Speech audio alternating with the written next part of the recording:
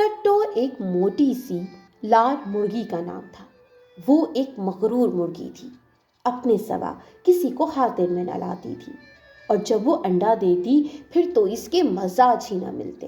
کٹاک کٹاک کرتے گھر سر پر اٹھا لیتی کہ لوگوں دیکھو میں نے انڈا دیا۔ گھر میں لوگ ہی کتنے تھے، رحمت جولاہا اور اس کی بیوی۔ رحمت جوان تھا تو اس کے بنائے ہوئے تھان بازار میں ہاتھوں ہاتھ بک جاتے تھے، پر اب وہ بوڑھا ہو گیا تھا، اس نے یہ کام چھوڑ دیا تھا۔ شہر میں کپڑے کی ملیں کھل گئیں تو اس کے دونوں بیٹے شہر جا کر کام کرنے لگے۔ گھر میں میاں بیوی کا دل نہ لگتا تھا۔ بستی سے کچھ فاصلے پر رحمت کی بھیگاور زمین تھی، اس پر اس نے چھوٹا سا گھر بنا لیا۔ بستی والا گھر بیچ کر ایک ریڑھی اور ایک گھوڑا خرید لیا۔ چندو خوبصورت اور چست تھا، اس کے ماتھے پر سفید چاند بنا تھا، اسی لیے رحمت اس کو چندو کے نام سے پکارتا تھا۔ چندو پر رحمت کی گزر بسر ہونے لگی۔ چندو گھر میں آیا تو کٹو کو کچھ اچھا نہ لگا۔ پہلے تو رحمت اور اس کی بیوی سارا دن کٹو کے آگے پیچھے رہتے تھے، اب رحمت میاں کو ہر وقت چندو ہی کی فکر لگی رہتی تھی۔ کبھی ٹوکا مشین پر اس کے لیے چارہ کاٹ رہے ہیں، کبھی چنے بھگو رہے ہیں، صبح شام کھریرا لے کر اس کا بدن صاف کرتے اور کنویں سے ڈول نکال نکال کر چندو کو نہلاتے۔ کٹو دل ہی دل میں سخت ناراض ہوئی۔ اے لو، میں تو ہر روز ان کو انڈا دیتی ہوں اور رحمت میاں ہے کہ چندو کے آگے پیچھے پھرا کرتے ہیں، اور یہ بیوی بھی تو بس ایسے ہی ہیں، جب دیکھو چنے ڈالے چندو کے لیے کوٹے جا رہے ہیں۔ ایک دن رحمت میاں بستی سے واپس آئے تو ان کے ساتھ ایک چھوٹا سا کتا ڈبو بھی تھا۔ کہنے کو تو ڈبو چندو کی اور گھر کی چوکیداری کو لائے گئے تھے، مگر رحمت میاں اور بیوی کی آنکھ کا تارا بن بیٹھے تھے۔ جب دیکھو دودھ ٹھنڈا کر کے پیالے میں ڈال کے سامنے رکھا جا رہا ہے، کبھی گوشت ابال کر آگے رکھا جا رہا ہے۔ ڈبو بھی رحمت کے ساتھ لگے پھرتے، دم ہلاتے اندر باہر پھرتے تو کٹو جل کر خاک ہو جاتی۔ آخر کو ایک دن اس نے غصے میں آ کر ہڑتال کر دی، پھول سوج کر ڈربے میں بیٹھ گئی، انڈا دینا بند کر دیا۔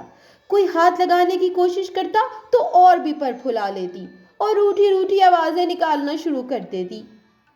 بیوی نے ایک شور مچا دیا، اے لو، ہماری کٹو تو کرک ہو گئی۔ کٹو دل ہی دل میں خوب ہنسی۔ کٹو سمجھتی تھی کہ اس کے سوا دنیا کے تمام جانور فالتو ہیں، لیکن کٹو کو یہ پتا نہ تھا کہ رحمت کو بھی ہر طرح سے کام نکالنا آتا ہے۔ ایک روز رحمت نے 1 درجن انڈے لا کر کٹو کے نیچے رکھ دیے اور کہنے لگے، لو کٹو بیگم، اب تم انڈوں پر بیٹھو۔ ہاں بھائی، فالتو بیٹھ کر کھانا بہت بری بات ہے۔ اگلے روز رحمت کو کسی سبزی والے کے ساتھ مال کے لیے دوسری بستی جانا تھا۔ وہاں سے واپسی پر رحمت میاں ایک سفید بطخ لے آئے۔ اس بطخ کا نام انہوں نے بتو رکھ دیا۔ بتو کو پانی بہت پسند تھا، سارا دن کیچڑ میں چھپ چھپ کرتی پھرتی۔ ایک دن رحمت میاں اور بیوی نے مل کر کنویں کے قریب ایک صاف ستھرا پکا حوض بنا دیا اور اس میں پانی بھر کر بتو کو ڈال دیا۔ بتو مزے سے حوض میں تیرا کرتی اور 1 انڈا روز دیتی۔ کٹو نے جو دیکھا کہ رحمت میاں بتوں سے انڈا روز وصول کر رہے ہیں تو پھول سوج کر اور بھی کپا ہو گئی۔ خیر، اس کے 21 دن پورے ہو چکے تھے۔ ایک صبح جو کٹو جاگی تو محمل کی طرح درجن بھر نرم نرم چوزے اس کے گرد چوں چوں کر رہے تھے۔ بیوی نے کٹو کو دانا ڈالنے کے لیے ڈربا جو کھولا تو خوشی کے مارے چیخیں نکل گئیں۔ رحمت میاں کو آواز دی، ارے میاں، اے میاں دیکھو، ہماری کٹو نے چوزے نکالے ہیں، ایک بھی انڈا خراب نہیں ہوا، پورے 12 چوزے نکل آئے۔ اب کٹو کے غرور کا ٹھکانہ نہ تھا، ہر وقت پھولی پھولی چوزوں کو پروں میں لیے پھرتی اور بتوں کے حوض کے قریب جا کر غرور سے کہتی، اے کیا تم ایک انڈا دے کے اتر آتی ہو؟ مجھے دیکھو، گھر بھر دیا ہے محمل کے سے زرد زرد چوزوں سے۔ سفید پروں والی بتو کیں کیں کر کے ہنستی، کٹو کٹ کٹ کٹ کے شہیاں بگاڑے جاتی، اس گھر میں تو سبھی فالتو ہیں میرے صفا. ارے یہ ڈبو نگورا تو بالکل ہی فالتو ہے, اور اس چندو کو تو دیکھو کیسے اٹھلا اٹھلا کے چلتا ہے. ایک دوپہر کو کٹو پر پھیلائے دم اٹھائے اپنے چوزوں کو دانا دونگا چگنا سکھا رہی تھی کہ ایک بلی جو دیر سے گھات لگائے بیٹھی تھی ان پر جھپٹی. ڈربے کے پاس ڈبو بیٹھا اونگ رہا تھا. کٹو بلی کو دیکھ کر چیخی, کٹ کٹ کٹاک, جیسے کہتی ہو بچاؤ بچاؤ میرے چوزوں کو بچاؤ. ایک ہی پل میں ڈبو لپکا اور غرا کر بلی کو گھورا. ڈبو کو دیکھ کر بلی کی تو جان ہی نکل گئی, دم دما کر بھاگی.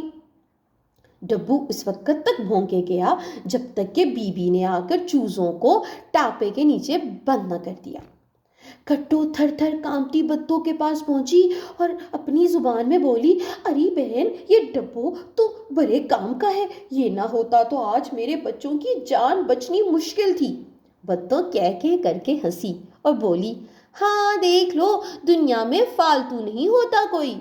مگر ابھی یہ بات کٹو کی سمجھ میں پوری طرح نہ آئی. چھٹ بولی, پر یہ چندو نگورا تو فالتو ہی ہے. بتوں کیں کر کر ہنسی اور پانی میں ڈبکی لگا لی. ایک صبح رحمت نے تھان پر دیکھا تو چندو اونگ رہا تھا. شام کو جو دانا دیا تو وہ یوں ہی تھا. چندو بہت بیمار ہو گیا تھا. رحمت میاں گھبرا گئے. چندو ہی تو ان کی روزی کا سہارا تھا. پاس والے قصبے میں مویشیوں کا شفا خانہ تھا. چندو کو وہاں لے گئے. کٹو دن میں کئی مرتبہ جا کر چندو کے دانے پر چونچ مارتی تھی, مگر آج چندو تھا نہ اس کا دانا. اس کا سونا سونا سا تھان بہت برا لگ رہا تھا. ہفتہ بھر چندو شفا خانے میں رہا اور اسی وجہ سے رحمت کو کوئی مزدوری نہ مل سکی. مہینے کے آخری دن تھے, گھر میں پیسہ بھی نہ تھا.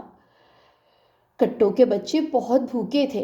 بی کے پاس جا کر کٹ کٹ کرنے لگے. بی کہنے لگی, ارے میں تم کو دانا کہاں سے دوں, گھر میں کیا رکھا ہے, دعا کرو چندو اچھا ہو کر آ جائے, رحمت میاں کو کام ملے تو گھر بھر کے پیٹ میں روٹی آئے. کٹو اپنے بچوں کو لیے ڈربے میں جا بیٹھی. اس رات کٹو نے دعا مانگی, اللہ میاں چندو کو اچھا کر دو, چندو تو کام کا ہے, اللہ میاں میری توبہ, اب میں چندو کو کبھی فالتو نہیں کہوں گی. دوسری صبح کٹو اپنے بچے لے کر نکلی تو دیکھا رحمت میاں چندو کو جوت رہے تھے. اس شام رحمت میاں واپسی میں بہت سامان لائے جس میں کٹو کا دانا بھی تھا.